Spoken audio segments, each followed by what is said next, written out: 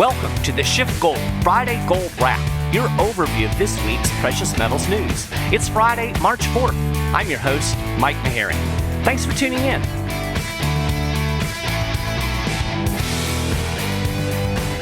Spending more, getting less. I don't know about you, but that's the story of my life right now. I think that's the story of pretty much everybody's life. You know, we talk a lot about inflation, and it almost becomes an academic exercise. You know, we're talking about monetary policy, or we're focusing on it in the context of investing. But rising prices are putting real strain on real people every single day. Yesterday, I drove from the Tampa Bay area back up to Northeast Florida, and I paid $4.56 for gasoline. Now, granted, my car takes premium, but even regular gas was hitting $3.84 at a lot of stations along the way. You go to the grocery store, you're paying more. I've mentioned before that we're renovating a house. Material costs are eating us up. Now, we're told that inflation, no big deal because wages go up too. And yes, wages are going up, but they're not going up as fast as consumer prices. Here's some data that shows just how much inflation is chewing up your paycheck. While consumer prices rose 0.7% in January, income from all sources, including wages, salaries, interest, dividends, rental income, government stuff like unemployment, Social Security, that was essentially flat. So really no gain in wages. Now, we had been seeing a gain in nominal wages in past months, but we didn't even get that in January. And when you adjust for inflation, real personal income fell by 0.5%. So inflation was up 0.7, your real income fell by 0.5. Looking at the bigger picture, real incomes have fallen 7.5% from stimulus-inflated 2021. Now, if you go back to January 2020, real incomes are up a modest 3.7%. So you're a little better off than you were 2 years ago, but you're certainly worse off than you were last year when the government was handing you money. Now, keep in mind, this is aggregate data. There are more people in America than there were last year. So you have to adjust for population growth. If you do that, the numbers become even bleaker. Real personal income fell 10.1% from a year ago and was only up 1.8% from January 2020. Now, even though our personal incomes, our real incomes are falling, we're still spending money. Consumer spending rose by 0.8% in January from December. That's seasonally adjusted. And year over year, consumer spending is up 11.6%. But when you factor in 7.5% annual CPI, it becomes really clear that Americans are spending a lot more, but they're getting a whole lot less for it. Most of the increase in spending simply represents rising prices. And the reality is even worse, right? The numbers that we're talking about, the CPI, the Consumer Price Index, that's based on a government-rigged formula. Using an honest CPI of around 15%, all of the spending increase and then some is eaten up by inflation. So really what's happening here is you're making a little bit more money, but prices are rising even faster. Your paycheck is getting eaten up, and when it's all said and done, you've got less stuff. You've got less goods, you've got less services, you've got less money left over to save because these price increases are eating up your paycheck. And you know this. I mean, you look at your own personal budget, you can confirm that this is exactly what is going on. Okay, so now we are 1 week into the Russia-Ukraine war. Of course, that has caused a tremendous amount of volatility in the markets. Stocks were down yesterday. They've been up, down. We've seen kind of a pivot back away from the dividend value stocks back into some of the more speculative stocks. I think some of this probably represents the fact that a lot of investors think that, oh, good, now that we've got this war, the Federal Reserve isn't going to tighten monetary policy as much as we thought. And I think they're right about that. We'll get into that in just a second. After whipsawing up and down last week, gold has clawed its way upward through most of this week. We were over $19.50 an ounce as I was prepping for this show, and we're also seeing a breakout in silver. The white metal is solidly above $25 an ounce at around $25.24 when I started show prep. Now, commodity prices are really going up. Everything, wheat, aluminum, oil. Oil has really spiked. It was in the $110 a barrel range this week. Last time oil was that high was April of 2008. Now, that's not good news on the consumer price front, right? Energy prices do tend to ripple through the economy. Everything depends on energy. So this will add even more price pressure to the price pressure that's already being caused by inflation. And when I say inflation, I mean inflation properly defined, the increase in the money supply that we've been gifted by the Federal Reserve and the U.S. government. Now, I guess in some ways, this is good news for the central bankers over at the Fed.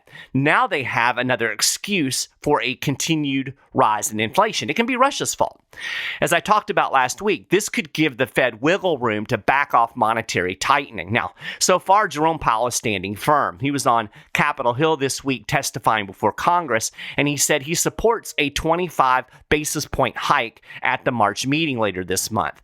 Now, of course, we have a couple of weeks before that, so who knows what we'll actually get. But you'll notice nobody is talking about a 50 basis point hike anymore. Now, during his testimony, Powell was really pushing how strong the U.S. economy is, but his actions actually betray his rhetoric. He was forced to admit that given how strong the economy is, these low rates are not appropriate. But he's only talking about a 0.25% rate hike in March. I think he knows that this great economy is merely a function of all of the funny money created over the last 2 years. The economy is drunk. Low rates are the alcohol. It may not be appropriate to stay drunk, but we're going to stay drunk because nobody wants to deal with the hangover. Now, here's another funny thing that Powell said. He pulled some rhetoric out of Ben Bernanke's notes. He said the Fed isn't monetizing the federal government's debt. He said monetization would mean the central bank holds the bonds on its balance sheet forever. It would be a permanent source of financing. Powell emphasized that the Fed is going to shrink its balance sheet. So this isn't really debt monetization. You know, Bernanke said the exact same thing back in 2008 when he was testifying before Congress after the Fed first started quantitative easing. He told Congress that the Fed was not monetizing the debt and that the QE was an emergency measure. And he said, once the crisis is over, the bonds are going to be sold. The balance sheet will shrink back to normal. So, shall we review history? The Fed pumped the balance sheet to $4.5 trillion after the financial crisis. This was all the non-monetization QE that the Fed ran. When the Fed finally got around to shrinking the balance sheet in 2018, the markets threw a hissy fit, the economy got shaky, and the central bank went right back to quantitative easing. Now, it got down to like $3.8 trillion on the balance sheet and gave up. Didn't even get $1 trillion off. Most of the treasuries that the Fed bought in the first round of QE are still on the balance sheet today. And now it's ballooned to something like $8.7 trillion with all of the QE that's been done during the coronavirus pandemic. Now, don't get me wrong when I say the bonds are still on the balance sheet. A lot of them are gone and they've just rolled them over into new bonds, but the money is still there, right? So regardless, I'm just a tad skeptical that this isn't debt monetization. But hey, nice job, Powell, dipping into the Fed archive of lies. Now, Powell also claimed that debt monetization doesn't cause inflation. He said inflation is caused by high demand and supply problems. Dude, printing dollars out of thin air stimulates demand. That's the entire point of your monetary policy. That's literally why you do it. So how can you sit there and say that it's not causing inflation? Again, I love the quote by Milton Friedman. Inflation is always and everywhere a monetary phenomenon. But of course, most of the dummies in Congress don't know this, and the ones who do know it, they don't want you to know it because their borrow and spend game depends on the Fed monetizing the debt. Of course, the Fed is monetizing the debt. The U.S. wouldn't be able to run up this kind of debt if the Fed didn't have its big fat thumb on the bond market. If the Fed wasn't buying treasuries and propping up demand, the U.S. government would not be able to borrow trillions of dollars. It wouldn't be able to spend trillions of dollars. We wouldn't have this crazy, insane debt spiral that we're seeing today. The federal government, or the Federal Reserve, is enabling this through debt monetization. And, Powell can stand up there and claim otherwise. He's either lying to you, most likely, or he's just stupid and doesn't know. A little less likely, but who knows? I'll let you decide on that. So Powell told a couple of more whoppers. He claimed the Fed doesn't consider the unsustainable path of federal borrowing and spending when planning monetary policy. Now, if you believe that, I have some beachfront property in Arizona to sell you. Of course, they're worried about debt monetization. Of course, they're worried about the sustainability of borrowing and spending. The Fed is essentially, everybody talking, the Fed is a private bank. It is kinda, but it's really part of the government. It's part of the government apparatus. And believe me, Powell and all of those central bankers, they're political creatures. They are very much plugged into what is going on politically, and they're not going to do anything to damage the federal government's, borrow and spend game that it's playing up there, because, they find themselves without jobs and without buddies in Washington, and people be mad at them at the cocktail party. So, yes, the Fed is considering the unsustainable path of federal borrowing and spending. I guarantee you they're worried that if they really do stop QE, if they really do try to shrink the balance sheet, that it's going to create a collapse in the bond market, which probably will, because, again, the Fed has its big fat thumb on the bond market. Powell also said that the time to deal with the government's fiscal issues is when the economy is strong. Well, Powell said the economy is very strong, so I guess we can expect those big budget cuts any day now, right? So as far as this strong economy goes, we got some news this week that really undercuts that narrative. On Tuesday, the Atlanta Fed cut its GDP estimate for the first quarter of 2022 to zero. Zero. As in no growth. So the projection is that this booming economy that Powell's telling us about will not grow one iota in Q1.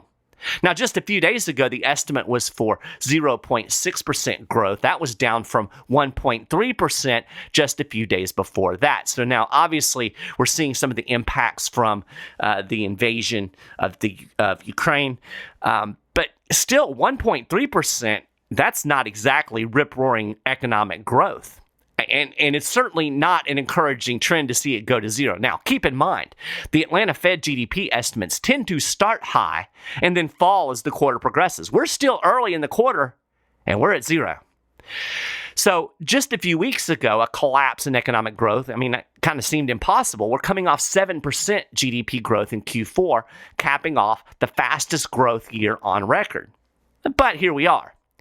Now, stagflation. Stagflation is defined as little to no economic growth coupled with high inflation. And here we are. This GDP projection by the Atlanta Fed is a huge stagflation warning. Peter Schiff's been warning about it. I've talked about it. It's coming down the pipe. We're going to see low economic growth, and we're going to see high inflation. That's what we're moving towards. Now, this puts Powell and his crew in a nasty spot, right? How does the Fed typically deal with a stalling economy? Monetary stimulus, right? It cuts rates. It prints money to stimulate demand, right, Powell? But we still have this raging inflation problem that looks to be getting even worse. Powell is promising a rate hike to fight inflation. They're still talking about shrinking the balance sheet. So what's a central banker to do? Well, if you're asking me to guess, purely a guess, but I think the Fed will back off tightening or abandon it completely. It may even have to ramp up QE again. Now, I do think that it will probably push rates up in March, and it may get a few rate hikes in there. But as soon as the economy gets really shaky, and it could get really shaky really fast with the situation in Russia and Ukraine, when that happens, the fork that the Fed knows is easy money. When the economy is collapsing, you loosen up money. It seems likely the central banks will follow that script and ultimately just ignore the inflation. Now, the markets seem to think this is the likely path. They've already priced out 2 of the projected 2022 rate hikes. And of course, now the Fed can blame Russia on inflation, right? I mentioned this earlier in the show. I mean, they already blame it on everything but their own policy. So, Russia, great excuse, great scapegoat. In a podcast this week, Peter Schiff called Russia the new excuse variant for the Fed. Used all of the various coronavirus variants as an excuse. Well, now we have the Russia excuse.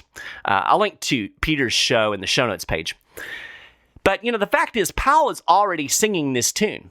Yesterday, he said the Russian invasion could make inflation worse, at least for a while. It's transitory.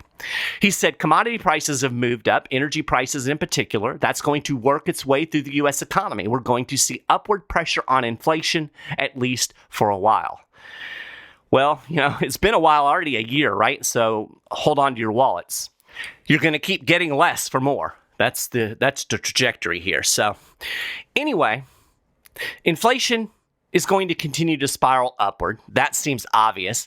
The Fed is going to throw more gasoline on the inflationary fire. I mean, even if it does tighten, even kind of aggressively, it's still going to be throwing gasoline on the inflationary fire because we have a situation where we are so behind the inflation curve, there's no way the Fed can catch up. We have very accommodative monetary policy. And if the Fed tightens a little bit, we're going to have just a little less very accommodative monetary policy. All of this seems less than ideal. So, you know what today is? Today is Jobs Day. The Labor Department is going to release its employment report here in just a few minutes. The projection is for another 400,000 jobs to be added, the unemployment rate to drop. So everybody's expecting a strong jobs report. And since I'm running behind and we're almost to the release of that report, let's go ahead and pause for a moment. I'll wait for the report to come out and I will break the numbers live. All right, so that's one heck of a jobs report. Crushed expectations. The projections were for about 400,000 new jobs, so they were optimistic to start with. Apparently 678,000 new jobs. So that's way ahead of expectations. The unemployment rate dropped to 3.8%, down from 4%, and that was pretty much in line with expectations. So let's see what gold is doing on the news. So gold has dropped, which you would expect, because this is going to give the Fed a little bit of ammo to maybe be a little bit more aggressive with tightening because they can continue to claim that the economy is great. Again, the economy is just great because, well, of all the stimulus. So when they take the stimulus away, it's not going to be so great. But that's neither here nor there. Right now, let's see. Gold is... we're at 1944, so we're down about $6 from where we were when I first started prepping the show. We'll see how the gold thing goes. I don't like projecting daily price swings, but anyway, good jobs report. I'm sure that our technical analyst will dig into those numbers. With these jobs reports, a lot of times there's a lot behind the headline numbers. So as we go into next week, we'll start digging into that, and we'll continue onward. Regardless, I think this is a good time to prepare. I don't think things are on a great trajectory here. I mean, we've got projections of zero growth. We've got projections of higher inflation. We've got a war on. Might be a good time to think about adding gold to your portfolio. And if you're interested in doing that, call the precious metal specialist over at SchiffGold. You can call 1-888-GOLD-160. You can shoot them an email, info@SchiffGold.com. As I say every week, these guys are fantastic, and they'll look at your portfolio, your investment goals, where you are, and help you see how precious metals can work into your portfolio. So, with that, we have a gold wrap for the week. Of course, you can get all of the stories that I've talked about today and more over at SchiffGold.com/news. If you haven't done it already, you can subscribe to the Friday Gold Wrap podcast. We're on the Apple Podcast. We're on Stitcher. We're on YouTube. You'll find links for these things on the show notes page. One individual pointed out that when I say show notes page, some people might not know where that is. I do link to it on both the SoundCloud and YouTube. But if you're on like Apple Podcasts, you might not know the show notes page is different every week. But you can just go to SchiffGold.com/news and you'll see it relatively close to the top of the blog there. It's just the podcast page. And when you click on it, you'll see the SoundCloud, you'll see the YouTube, and if you go to the bottom, you'll see all of the show notes. So everything is right there. You can contact me. I'd love to hear from you. Maharrey at SchiffGold.com. You spell my last name Maharrey, so Maharrey at SchiffGold.com. Again, would love to hear from you folks. I hope you have a great weekend and a fantastic week next week, and I'll talk to you next time.